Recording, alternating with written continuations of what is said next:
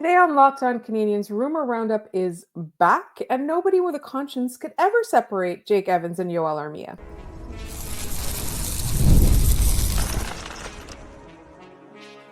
You're Locked On Canadiens, your daily podcast on the Montreal Canadiens, part of the Locked On Podcast Network, your team every day.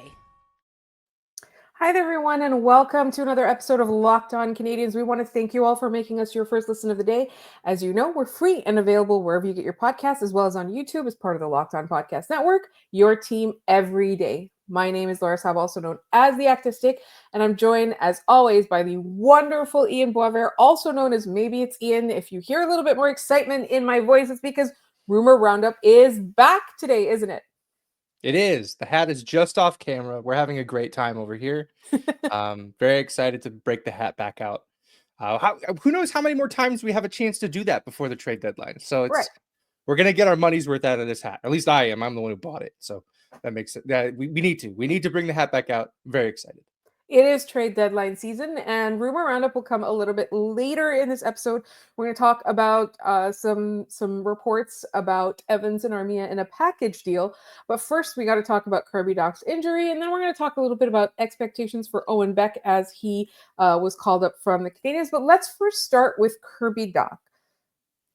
Are we concerned that he's having lower body issues? No, not in a vacuum. I think with whenever Kirby Dach gets hurt, there's a part of our fight or flight that goes off, and we're kind of wondering how severe this is. The fact that he played through all of Saturday against Ottawa and didn't show any issues, right? He played the full game. He wasn't, laboring. I'm inclined to not be concerned about it until the Canadiens give us a reason to be concerned about it. I think this is the first game he's missed all year. So, I can't bring myself to be all that worried about it. Who knows? Maybe he blocked a shot, went off his foot the wrong way, felt all right in the moment. Needs to rest up for a little bit to heal it. Lower body injury. The Canadiens medical staff is going to continue to look into it. We'll probably get a more substantial update. Sometime between now and Thursday's game, I would imagine. They'll have to tell us something before Thursday's game to let us know whether or not Kirby Dach's playing. In that game on Thursday. So are you concerned? Out for at least one game. Yeah. Are you concerned about this, or is this, nonchalance contagious? It's no. It's the fight or flight response. I immediately thought, okay, whatever, like the surgery, like the stitches got undone, or his leg came apart, his knee is not connected to itself anymore. Yeah, all of his toes rolled off. It was crazy. That's where it went. And I know we should be talking a little bit about Owen Beck, but we will in our second segment. So I think the first question here is, with Kirby Dach not there, assuming it's only a couple of games, do we think that he still has a shot for having a good home stretch, last 20 or so games, really just showing us his recovery? Yeah, I won't say that I'm not going to say that he doesn't have that shot. Let's just say maybe he's out the rest of the week. Honestly, that doesn't change the 20 plus games. Yeah, it doesn't change the calculus in my head too much. That's like, okay, well, he's not going to have enough time to do that. I don't think the thing that is stopping Dach from achieving what he needs to before the end of the year is this injury. Unless this injury is determined to be season ending, which, by the way, that's a pet peeve of mine. We get into mid-March, and then all these teams are announcing that these injuries are season ending. So you mean he's out for 3 weeks? Because that's what they mean. They're like, oh, season's over. It's like, yeah, it's great. It's April 1st. That's fine that it's season ending. It's that the season's almost over. Yeah. It gets me every year, and it makes it sound way more dire than it probably is. He's got a sprained wrist. It's fine. But yeah, I don't know necessarily that this changes too much for Dach, assuming he's able to come back. If this lingers on a little longer than this week, I'm starting to get a little concerned. But to be honest, that game against Ottawa, he wasn't spectacular. That line struggled still at 5-on-5. I'm becoming increasingly worried that, injury or not, the Canadiens are going to have to find another way around here. Yeah. And I want him to be able to show us that between now and the end of the season. If he's hurt for an extended period of time, he doesn't really get that look. And then all we have is the season that he had played so far. And that's not a ton. I mean, it's a lot It's of games, but underwhelming. yes, underwhelming is the perfect word. It's not a banner season for Kirby Dach, nor did we expect it to be, but we were hoping that this would be, okay, you got the break. You need to start producing and you need to start playing at a level that we can trust you to be the number 2 center next year. Because right Yeah. now, So what I was going to say was, it was going to be a question, right? You're looking at that line, and do we think that Kirby Dach is the problem, or do we think combining all of these players is the problem? Because if you look at each of them separately, like I don't really know where I stand on Line's play, for example, right? But we yeah. know Alex Newhook's been doing really well. Yeah, I think Doc and Line could be a great fit next season when Line has had a chance to further heal his knee. He's still skating at like 50% speed. Like it's not there for him. In transition, all of his goals are essentially scored from a static position because he doesn't have to move. He can just hammer the puck from wherever he's standing. Um, the you know, I just think that the two of them together at this point in their career, at this point in their season, after seeing everything that they've gone through to this point, we know that they were going to have a hard time moving. That was always going to be part of the line composition was well, you've got a center and a winger who can't really skate all that well, and you're putting Alex Newhook, a legitimate water bug, next to them, who's just flying around the ice at full speed. I almost wonder if it's a trick to make us think that Alex Newhook is even faster than he actually is. Like that they're putting two Either that behemoths next to him. or they're masking the other two's faults, like Yeah, with his yeah, speed. yeah. So I don't like I just don't know how else you're supposed to put this team together if not with Kirby Dach on the second line next to Patrick Patrick Laine. Laine. I just don't Yes. know that there's another way around. It seems like right now Newhook is the placeholder on the other wing for when Ivan Demidov gets here. But it's kind of rough when the placeholder is probably the best one on that line at 5-on-5. Right.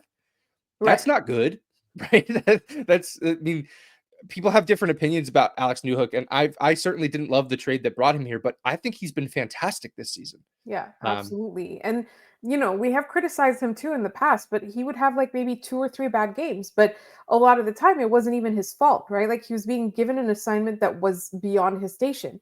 And so I find that Alex Newhook is sometimes the lone positive, not the lone positive. I can't just, it's not 100% of the time, but he does seem to be outplaying them.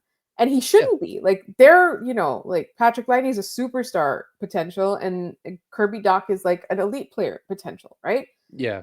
So The way I see it, like it's funny that you mentioned like they shouldn't be playing. They should Alex Newhook should not be outplaying them. Remember back like in the early Bergevin days when he would bring guys in on PTOs that were essentially like the new Blunden line in that yes. if you can't outplay Joel Ward at this point in Joel Ward's career, you're not going to be a Montreal Canadian. Yeah. Like, not to say that that's the same concept here, because Alex Newhook is absolutely an NHL player at this point in his career and a pretty decent one at that. But like, if Kirby Dach and Patrick Laine can't be the top, like the not bottom two players on that line, it's a problem, right? Yeah. So I just think the same way that I thought last year that Newhook between Anderson and Slavkovsky was just the wrong mix. It's not it's not to any fault of any one of those players. They just do incompatible things. Yes. And right now, the incompatible thing between Line and Doc is something that they actually share. It's that neither of them can move particularly well, and they're both liabilities defensively, if we're being honest with ourselves. So, I hope that Doc's able to come back. I hope that this injury doesn't hold him out too long. I just don't know. Like, that line continues to struggle. And I would love to see the guy we're going to talk about in the second segment. I'd love to see Owen Beck get a shot on that line. Don't touch anything else in this lineup. And put him And there. just slide Owen Beck into that second line. It's a game. Just let him try it for a game. What's the Yeah. what's the worst that happens? It's I don't think you're killing his confidence in one game, right? I would rather see that than like move every line around, right? That seems counterintuitive. Okay, let's talk a little bit more about that in our next segment. Thus concludes What's Up Doc for today. And we will get into the Owen Beck story in just a moment here on Locked On Canadiens.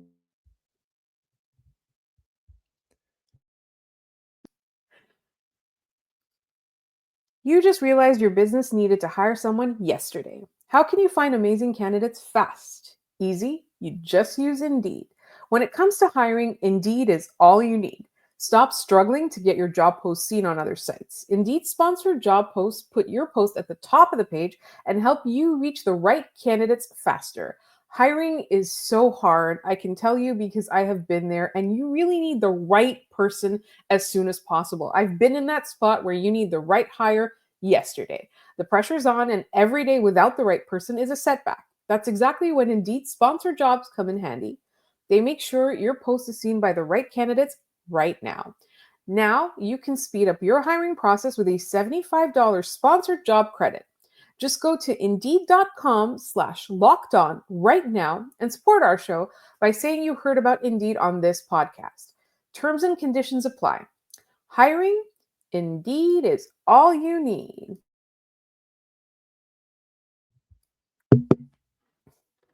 All right. So before the break, we were talking about Owen Beck getting called up.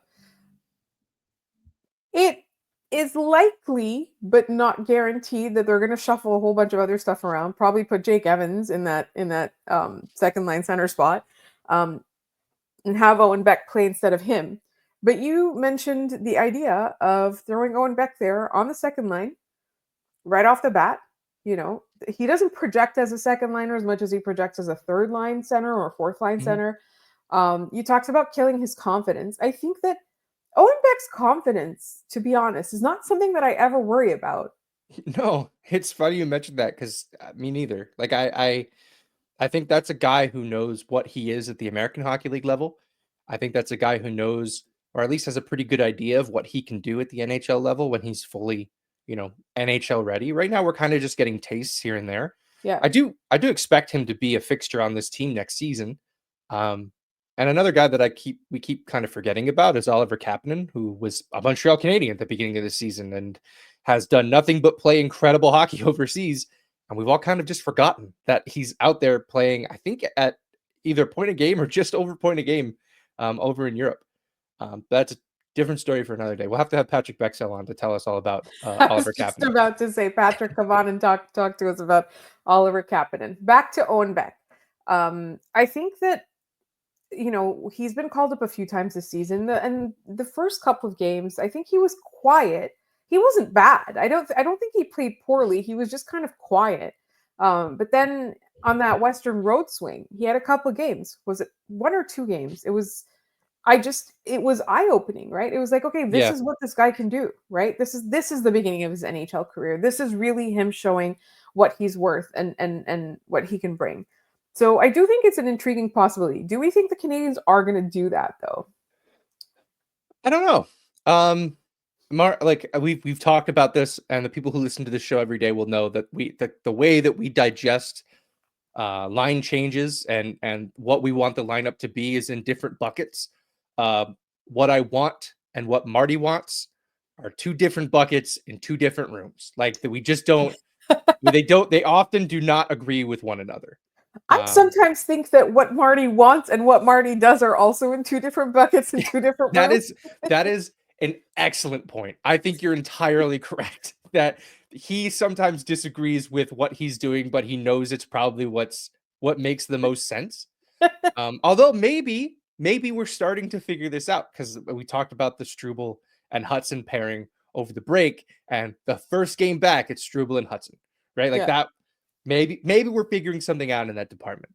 But maybe if he's you're reading not, our minds. Maybe he's in our walls. yeah. I'm in Connecticut. He's probably got moles down here somewhere just spying on me.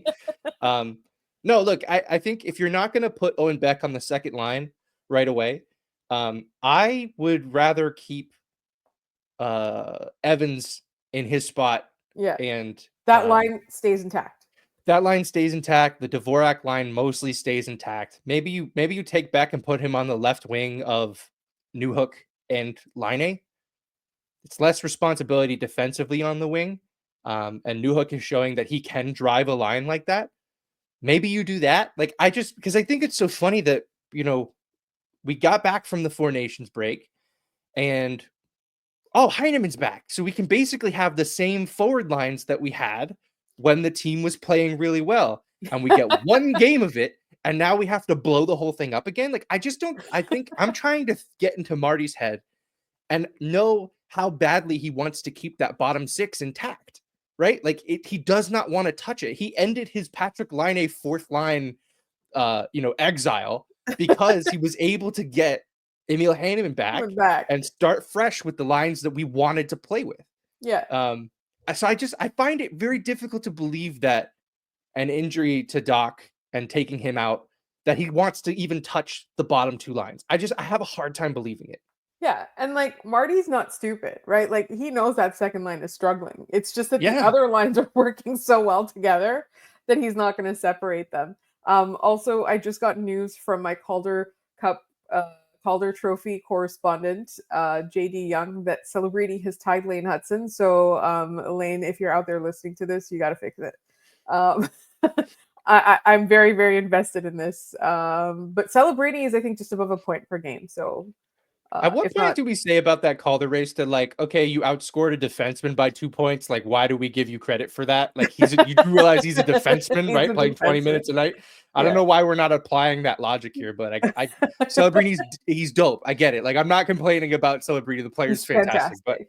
But I'm also wondering, like, why a guy that has to play defense and play 23 minutes a night is being held to it. Well, he didn't outscore Celebrity. It's like, yeah, he's 5'10" and playing defense at a level that no rookie is playing at this year at all. Yeah, anyway, exactly. It's a different argument for a different day. A different person, totally different player. And I will say though that the San Jose Sharks are in town on Thursday night, so there will be some sort of discussion about that. Okay, back to Owen Beck. Like, what to you would constitute a good, if he's here for one game or two games, what to you would you consider a good call up? Just continue to do a lot of the stuff we saw him do on that West Coast trip. I thought his forecheck was really strong. That's what makes people believe he can be an effective, third line, definitely fourth line, but upper end third line, maybe second line in a pinch type of player, energy line guy. Yeah. Definitely face-offs. I've seen him at the AHL level a bunch. And his shot is NHL caliber plus. Like, he has a very good shot. I'd like to see him be put in opportunities to use it more at the NHL level, which when he's playing in those lower lineup, roles, he doesn't always get that chance, right? I think just the fact that you're going to play him on home ice, yes, it's against Carolina, which they're a very, very good hockey team, but you have the opportunity to match the lines the way that you want them to, right? You can put him out there in any situation that you guys see fit. Yeah. So I think that would allow them to play him in a higher lineup role if they wanted to. But I think just goals for him, just keep playing the way that you've been playing, keep building on what we've seen you do. Really, ever since that Anaheim game, that was his coming out party, and he was like, that game wasn't great to watch for the Canadiens, but it was like every few minutes we'd be like, Owen Beck's really good all of a sudden. So just keep building on that. Yeah, I'm not like, he doesn't need to score. He doesn't need to put up points. He just needs to come in and prove that he's not out of place. Yeah. And then the real building on that comes next year in training camp, when it's like, okay, you're fighting for an NHL roster spot now. Go take it. Yeah, absolutely. And there's no reason to believe he won't, right?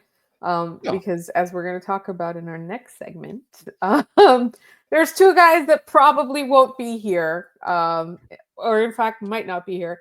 Sorry, I said in fact might not be here. I said in fact it looks very strongly like they won't be here, and we're going to talk about that because Rumour Roundup is back next.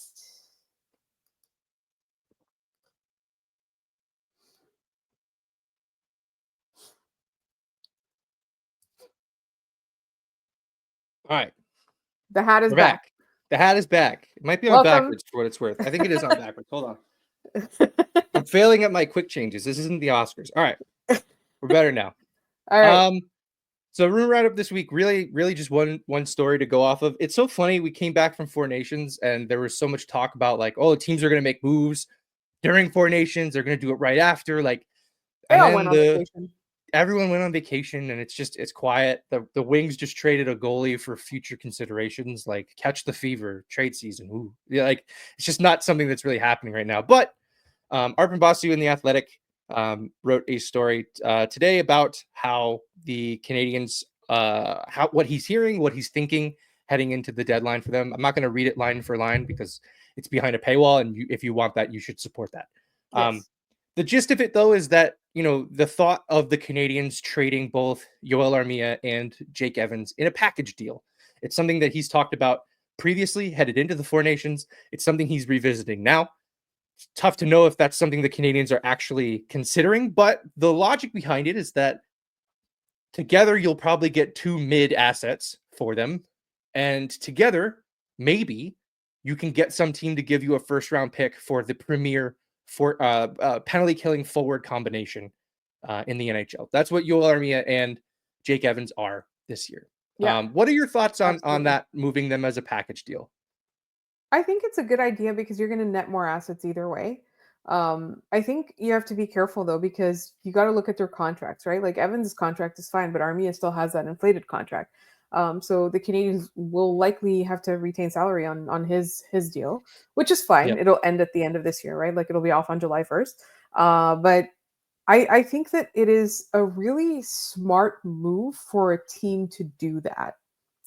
I think it's really smart of the Canadians if they get because like if you think about what they would net separately and what they would net together, even if it's one asset coming back, it's a much better asset, right? It'll be something that the Canadians actually need or will have a lot more value. But if you're the team that's been paying attention and you're asking for them as a package, then you're really smart. Like that's the kind of move a Colorado makes. That's the kind of move a Carolina makes. I don't want to see them in Carolina, but that's the kind of move a Carolina makes. Yeah, for sure. It's a move that, these a lot of times we see teams make big trades at the trade deadline thinking that they're going to get that player as they exist on the team that they're being traded from. The Yeah. one example that always comes to mind for me is when Chicago traded for Dale Weiss. And Dale Weiss on the Montreal Canadiens was a much different guy than Dale Weiss on the Chicago Blackhawks. He did not play well in Chicago. He was a non-factor for them. And Montreal got Phil Deneau for the trouble. And the pick that they used for Alex Romanov, which then turned into Kirby Dach somehow. So, that's a missed trade for the Chicago Blackhawks. They also got Thomas Fleischmann in there for some reason. I don't really remember why they did that. But I like, barely remember Thomas Fleischmann. yeah, Meat Man, that was a fun PTO turned NHL contract turned trade deadline darling. Yeah, great. He was a good Montreal Canadian for the brief time that he was here. That's definitely a guy to remember. But yeah, I think that smart teams, smart general managers will recognize that these guys exist in the context that they play in, right? And maybe Which is with each other. And maybe they're not as effective away from one another. Maybe, just maybe, the Four Nations tournament that Joel Armia had, which was not good, helps the Canadiens in this regard. Because they can go, look, see how Armia looks away from Jake Evans? You might as well get both of them. Yes. You might as well grab both of them. Yeah. So I don't know if that's what ends up happening. Again, we cannot overstress this. It's heartbreaking to see those guys go because they've been so fun to watch this year. But Jake Evans needs to cash in. It's probably not going to be in Montreal. And Joel Armia's probably got one more or two more paydays left in him. He has to cash in too. Yeah. We talked about teams that we would be okay with him going to, with them going to, and teams we wouldn't like, knowing that they like. Let's look at them as a package deal. Like, does that broaden the spectrum of teams that they can go to, or does it kind of limit it more? It limits it more. Because now you don't want it to be a team that doesn't really have a shot. Right? You want the smart teams to win because we think we have a smart team here. Right? Yeah. Well, I mean, if you're Kent Hughes, you kind of want to trade him to a team that doesn't have a shot and get if you're getting a draft pick, like if you trade them and somehow finesse a first round pick out of whoever you're trading with, you're kind of rooting for them to be bad, right?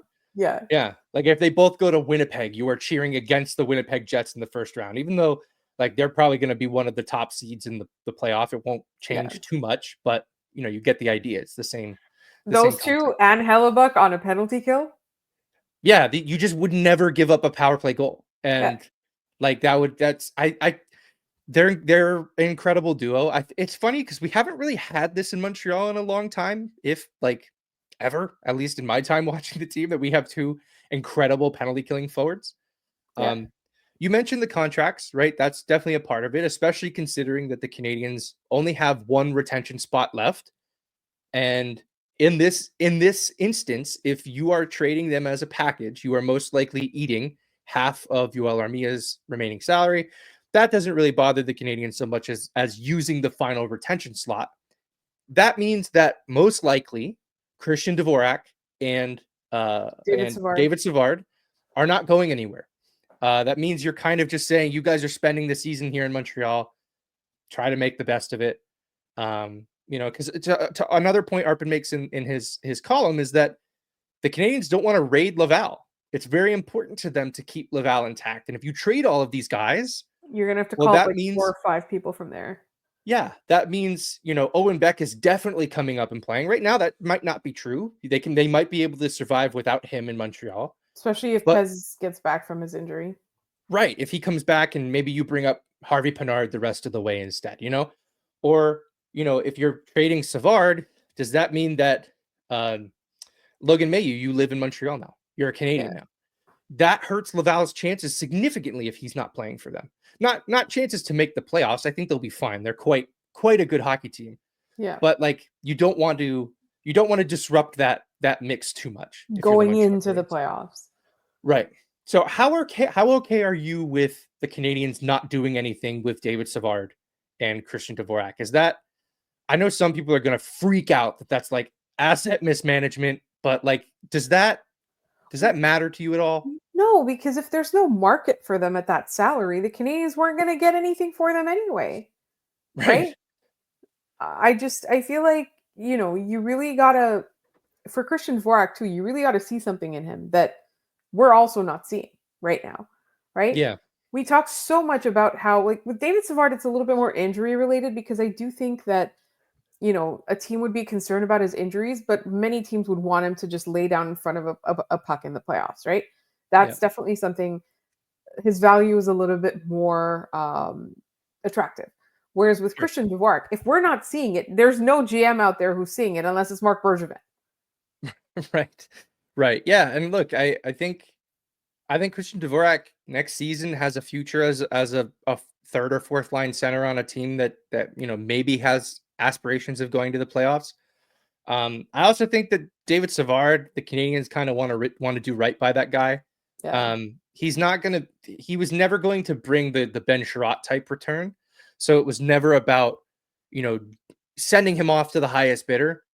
The return for the Canadiens, if they could move him, would be minimal. Like they're not getting a ton for David Savard at this point in his career. So at that point, like why move him away from his family just so you can get like a 4th round pick? Like, is it worth it to you to do that to this guy? Or like future considerations, which is right now the going rate for apparently everybody, right? Like at this point in time when we're recording this. But like with David Savard, it's like, it's really like if he has a shot at winning a cup, then you would send him away from his family for. I think it's going to come down to what David Savard wants. Ultimately, like if they have a deal in place and, it doesn't really move the needle for the Canadiens either way. But if you're like, hey, Savard, do you want to go and play for, I don't know, the LA Kings? And not to keep making Marc Bergevin the center of the universe, but like if you want to go try to play for a Stanley Cup and he's like, no, I'd rather stay in Montreal with my family and figure out what I want to do in the summer. The Canadiens are probably content to just let him do that. Yeah. And, people will say, oh, it's asset mismanagement. Sure. But it also shows that like, this is a place that you can come to play and your management will consider what you want.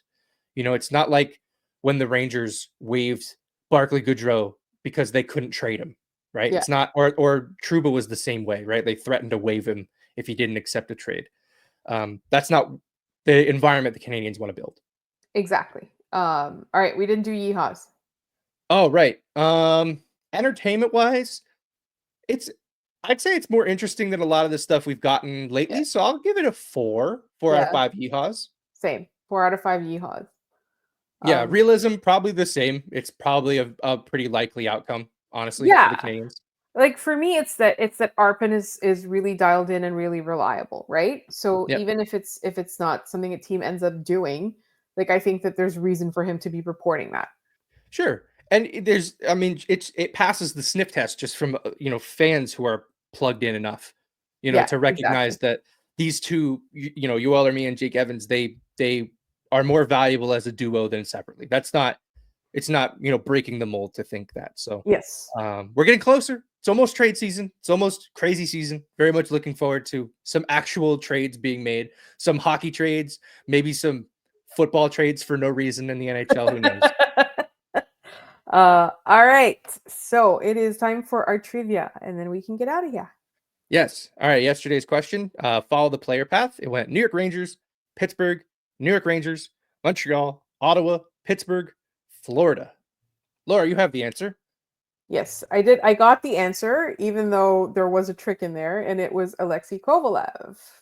It is. For those on YouTube, I am wearing my Alex Kovalev. I think this was like the 1945 replica, one of my favorite Canadiens uniforms. Yes. And the trick in there was the Florida at the very end. He played 14 games for the Florida Panthers in semi-retirement before going to the Swiss League, and he played 2 years over there. Yeah, to real retirement after that. No, he was in like NHL retirement, which is like what Yager did when he went down there and played for Florida, right? But then he did end up going overseas and playing over there. And I think he was coaching in the KHL, if I remember correctly, at Kunlun Red Star. So he's all over the place. Maybe he'll be the power play coach one day. We can always dream. All right, today's question: what goalie did the Montreal Canadiens trade to Carolina in their first ever trade with the Carolina Hurricanes, not including Hartford Whalers? So the Hartford Whalers are not part of this. Their first trade with the franchise known as the Carolina Hurricanes, the Canadiens traded this goalie. If you have the answer, put it in the comments down below. Let us know. Tell us how smart you are. We'll shout you out on the next episode of the show. And I will give you a hint. You have heard of this guy. He's real. He's a real guy who's played real games. He's a real guy.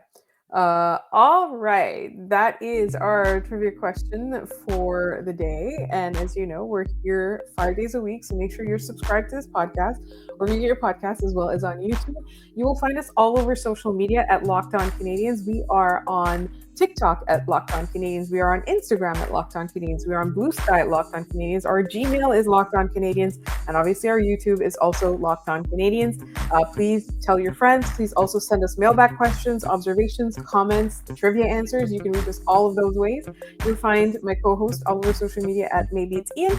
You'll find me at The Active Stick. We want to thank you all so much for listening, and we'll be back tomorrow with a game recap.